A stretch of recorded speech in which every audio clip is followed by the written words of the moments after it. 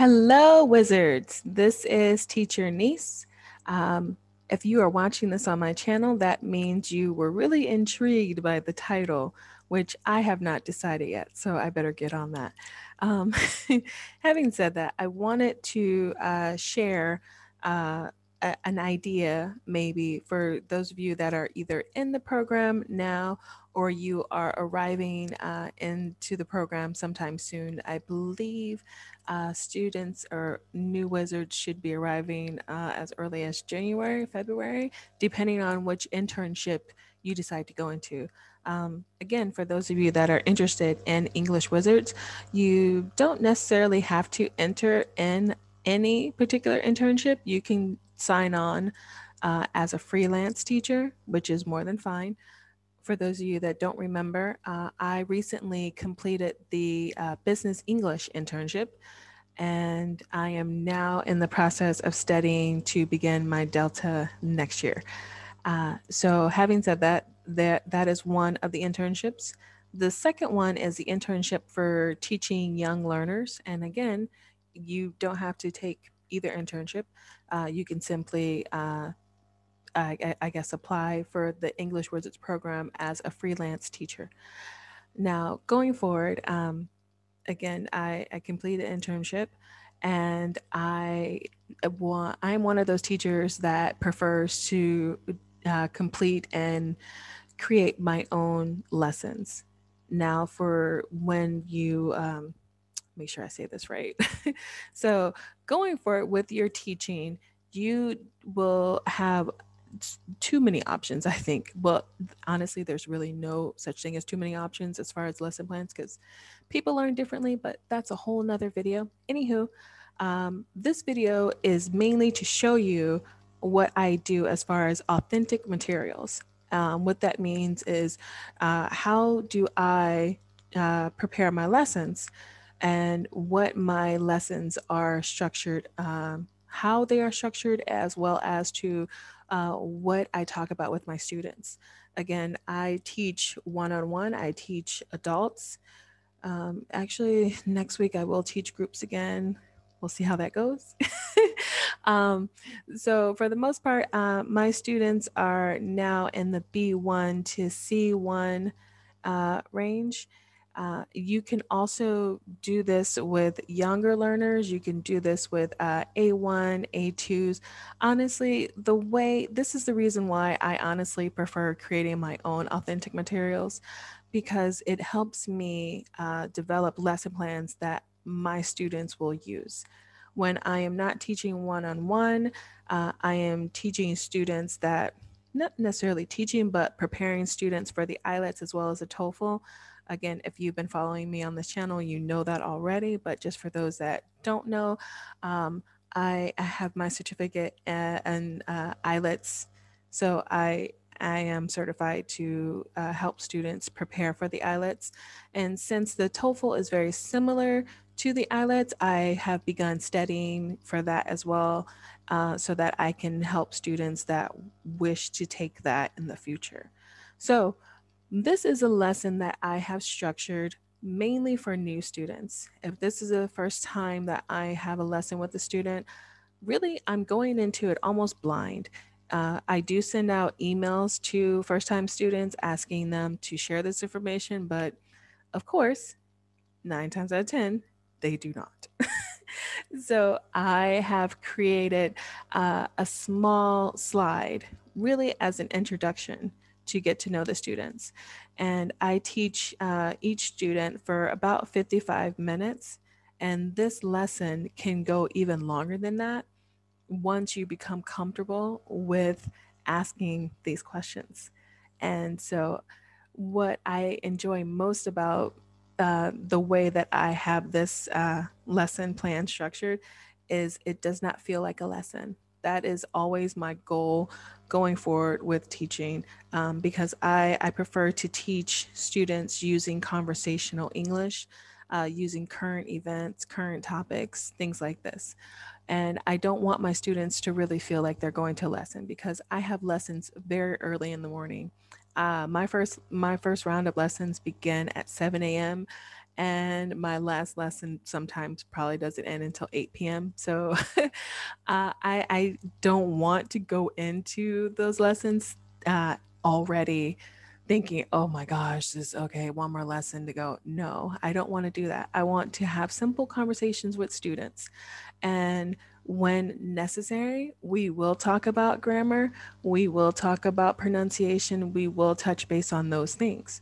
But overall, this lesson is not a lesson. Honestly, most of my students don't even realize that we're having a lesson and that I am assessing them until I tell them at the end, which is what I'm going to walk you all through with this going forward. So I want you, because you are all wizards and English wizards, you know what that means. You're all teachers.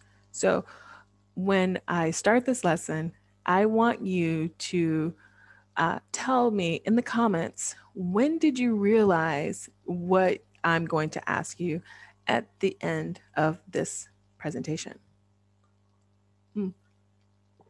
First, let me get some water because, again, I am in between lessons.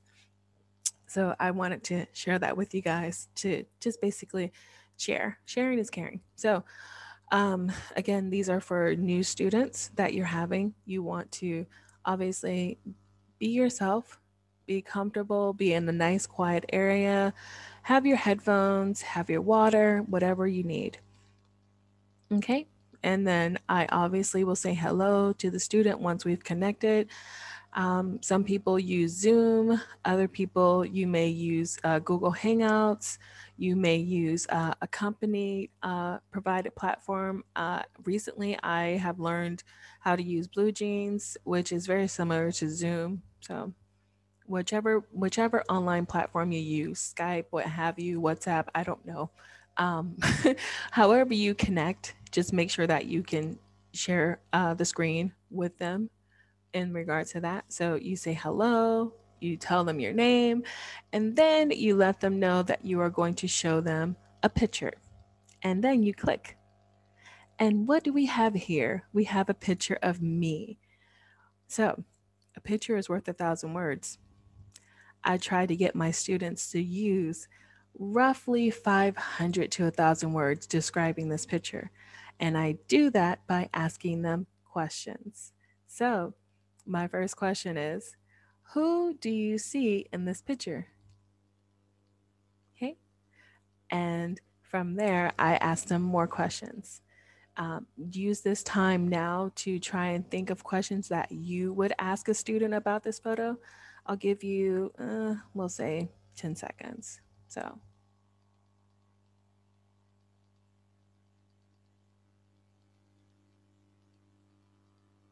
okay.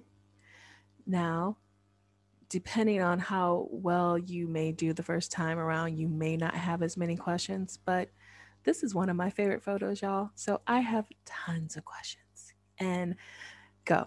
So, my next question after that, what do you see in this photo? Okay. Can you guess when this photo was taken? What time of year do you think this photo was taken? Who do you think took this photo? What can you tell me about the text that you see within this photo? How many people are around me? Um, if you think that this is an event, is it an event outdoors or indoors? What made you think that this was indoors or outdoors? Was this a work related event? Oh, I am doing what in this photo? What do you see on the ground? What country do you think I am in from this photo? And crush on you, have you heard that expression before? Oh, you see other text as well. Can you make out what the other text means? What does it say? Okay. And in this photo, am I happy or sad? Why do you think I am happy or sad? Did I attend this event alone or with a friend? Could I have attended this event alone or with a friend? Those are for the more advanced students, and you want them to start practicing using possibilities and conditionals. So, yeah, could you, would you, should, yeah, definitely want to throw that in there. And then once you've assessed the student, because during this time they're going to be speaking, and this is a time where you really get to assess how well their English proficiency is. What is their pronunciation like? How well are they at structuring sentences? Um, do they lack confidence in certain areas? You'll be able to spot all of these things simply by asking them a question of this photo. And a lot of students do not like thinking about things from an abstract point of view, which is another reason why I use this photo. Uh, you don't realize it, but you are thinking abstract when you look at a photo and you have to guess or try to come up with what's going on in that photo. But again, students don't think that way. They're looking at a picture and like, what's this lady? What's going on? Mm. So, excuse me. So that's really what I do. There's another reason why I do this as well. And if you have completed the English Wizards program or you are an English teacher, I want you to tell me in the comments what other reason do I have for starting my first lesson with a photo? I'm not kidding. Go ahead. Go to the comments and tell me why, because I'm not going to say why, because again, you're a teacher. You need to know this. So tell me why I started off with this oh so cute photo of myself in the comments. Okay. And so once you feel that you've asked enough questions to your student about this photo, you can go ahead and say, "Oh yeah." So instead of telling you about myself, I decided to show you with a photo. Again, my name is Nice, and I love traveling. I love attending concerts, and one of my favorite artists is Crush. And the name of his last tour was Crush on You. And the title that you see above that is From Midnight to Sunrise, which is the title of his latest album at the time. Then I would ask them another question. Depending on the student and their level, I would either say, why do you think this photo is important to me? That's if they're maybe A1, A2, B1. If they're higher than that, I would say, what significance do you think this photo has for me? And hopefully they can answer. If not, you guide them with a few more question words. But then once they get right around it, you want to just give them all the encouragement and like, yeah, that's it. Okay. So this photo is important to me because, true story, this was the last concert that I went to. And if you remember, I said that I like or dislike going to concerts. Ah, that's right. So, do you think I am happy about this pandemic or sad? And why do you think I am sad about the pandemic? And by this point, they have already, go away. Okay. They have already figured out, okay, she loves concerts. Due to the pandemic, she cannot attend any concerts right now. So she is sad. You really want to get it to know what their critical thinking process is like. And that's the other reason why I start with a photo. Like I want to see how well they are at structure, putting things together, things like this. So again, we are done here with the photo. And now to segue into the next part of my lesson, I asked them, now that you've learned a little bit more about me, I want to learn more about you. So would you please introduce yourself again and tell me the three things that you see here about yourself? And if you look at these word choices, you will understand why I'm using them. If not, let me know in the comments because I don't want to say, because you're a teacher and I want you to start thinking, why did she use this instead of that? It's really to help students refresh. really help them rebuild what am I doing. So once they say hello, tell me their name, especially in Polish, because I am still learning pronunciation and I don't want to be out here in these streets messing up people's names. So yeah. So I use that time to really write down their names, practice my pronunciation as far as that. So again, they would tell me their occupation, city of residency, and at least two hobbies, because I want them to start learning or practicing the difference between I have, has, there is. Like, I really want them to say, okay, my two hobbies are versus my hobby is. Okay. Then more questions. How do you prefer to spend your free time? Okay. So there is a difference between how you spend your free time and hobbies. There is a difference between those two things. I will go on that hill and stand there until people realize that there is a difference. How you spend your time and what your hobbies are. There is a difference. Okay, moving on. Next question. Which season is your favorite? Or in some cases, which seasons are your favorite? Again, I want to see where their proficiency lies, if they can change the two. So I wrote which season is your favorite because, again, this can be used for lower levels. But if they are more advanced, I'm going to say which seasons are your favorite. Okay. Now, this is the highlight of the lesson. What are your thoughts about the pandemic? Again, remember, a lot of people are not comfortable with talking about opinions. Most students are used to having facts, they are used to looking into a textbook and being told, okay, this is the question for A. So, question for A is this is the answer. They're used to having to find it. I'm asking them to tell me. So they have to structure that sentence based off of what they think. That is the hardest part about these two questions.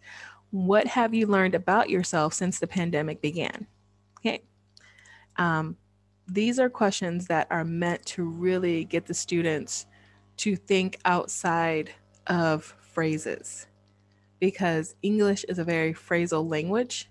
So some students, they navigate it very well because they figure out, oh, I could input this phrase to answer that. No, no, no, no, no, no, no, no, no. You're not going to do that with these questions. You're going to tell me what you think. That's how this works. So, having said that, in the comments below, this is the part where you would tell me, what did you notice about these questions as I continued asking these questions? What was the progression of these questions? Okay. Tell me in the comments, for real, for real. I want to see y'all answers in the comments. This app that I use, the software, I should say, this is Canva. I'll be sure to post the link down in the comments below. You can sign up for it. It's free 99. I use it quite a bit, so I do pay the monthly subscription. But again, you don't have to do that. Just in case you're wondering, oh wow, how did she do that? She made it look so cool. Yada yada yada. Yeah, I know. But yeah, just go to Canva. Again, you can sign up for free. But if it is something that you enjoy using and you want to use it more and have more features, then you definitely want to pay the subscription. Okay. These are my last two questions. And then if the student is more advanced, that's when we kick in with the grammar. That's when we kick in with more questions. And I will ask them, so what did you notice about the questions that I asked you? Oh, how did you know that I was asking for your what you thought versus what is fact? How did you know that I was asking for your opinion versus this? How did you know that I was asking for your personal experiences and not anyone else's? Like, I really get in depth at this part. So, okay. And then obviously, by now, their brain is probably mush. And they're probably done with the very critical thinking process. So I slowly start to bring it back, and I bring them back from the jaws of death. And I let them ask me questions because by now I'm pretty sure they're very curious to know more about me. So you could structure this lesson the same way. Find a photo of yourself and insert it into a slide. And then I just used another one because, you know, I'm cute and I wanted to use it here. So you don't have to use two photos. You can just use one. It's totally fine. But you definitely want to I'm not going to say because if I say it, then you will have the answer that I want to see in the comments. So, anywho, like I said before, tell me in the comments why I chose to use that picture. Tell me in the comments below why I chose to use a picture.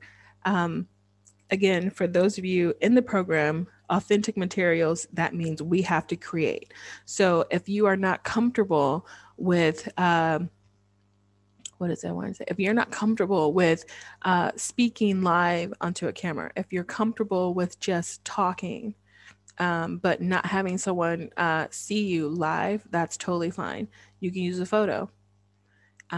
If you don't want to, you know, become a YouTuber and have video after video of yourself, if that's not something you're comfortable with, I don't want you to feel like you have to do it. You could simply take photos, which is something that I tend to do for my lessons. I have literally been going all around Poland, taking photos of different things, and I have structured lessons based off of those photos. And that is something that you can do as well with this software platform. So I wanted to share that with you guys for anyone that is in the program now or someone that has been accepted into the program and you're being bombarded with all this information. So this is something that you will figure out how to do in your own way, whatever works for you. I just wanted to share one of my personal faves. So this is it. Um, I'm still trying to figure out how to enter on my payroll, but I have another week. I think I got it. So I'm really happy that I finally got around to doing that because obviously I got to get paid. I'm not here working for free and the Delta is not cheap. So, yeah, if you have any comments, any questions, please let me know down below in the comments. And as always, be inspired, stay inspiring, and I will see you guys in my next video. Bye.